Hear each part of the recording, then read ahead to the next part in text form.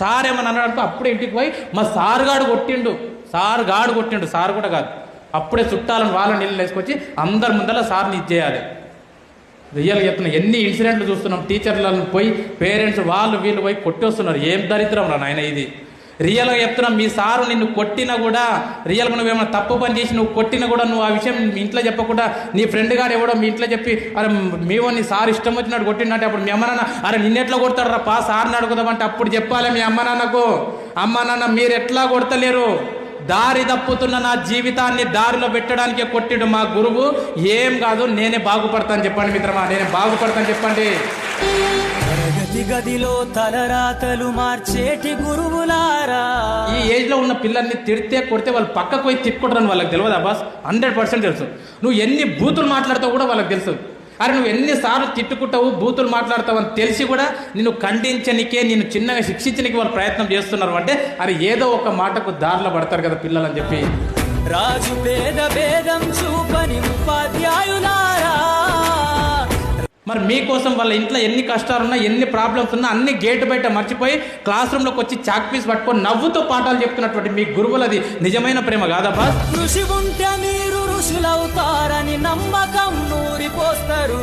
ఇంటి దగ్గర వాళ్ళ పిల్లలకు జ్వరం ఉన్నా సరే హాస్పిటల్కి తీసుకెళ్లి టాబ్లెట్లు వేసి ఇంటి దగ్గర పడుకోబెట్టి వాళ్ళ అమ్మ నాన్నకు అప్పచెప్పి స్కూల్కి వచ్చి అరే ఇంటి దగ్గర జ్వరం వచ్చిన నా పిల్లలు కాదు, క్లాసులో ఉన్న 50 మంది పిల్లలు కూడా నా పిల్లలతో సమానం అని చెప్పి మీకు పాఠాలు చెప్పేటటువంటి మీ గురువుల నిజమైన ప్రేమ కాదబ్బా. రేపటి తరము అంధకారంగా ఉండొద్దని ముందుంటారు.